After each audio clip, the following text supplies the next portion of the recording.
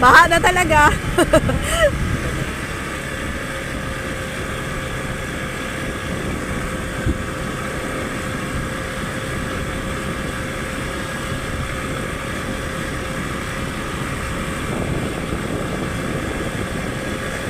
Going to Spillway. I-check lang po namin yung ilog kung saan malapit po yung bahay namin. Spillway mainit. Walking distance lang po ito malapit sa bahay namin. Kaya i-check po namin for safety and ready to go.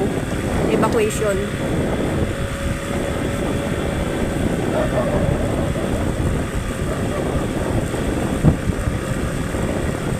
Pag nag-overflow po kasi yung spillway, pumupunta po dito sa amin yung tubig. Kaya sisilipin lang po namin kung ano na pong kondisyon ng tubig po dito.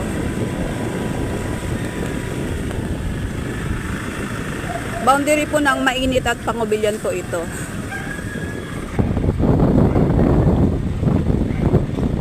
So yan po yung tubig ngayon dito sa spillway.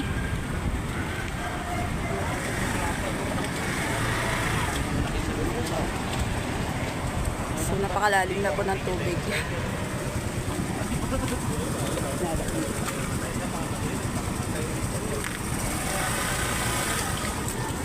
Wala, pumasok na kanila tatay.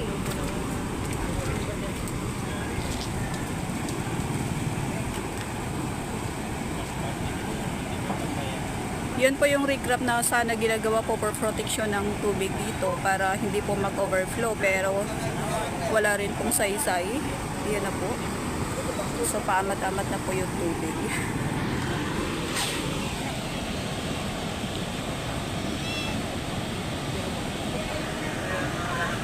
Boundary po to ng Pangubilyan, and then mainit po yung sa kabilang side. Tay, pag ready na, para nung nakaka-nervyos yung tubig. Yan po, may mga equipment din po sana. Sila po yung may kontrata ng ano sana, protection ng tubig natin. So yun. Itong way na po na ito ay padaan papunta kanila tatay.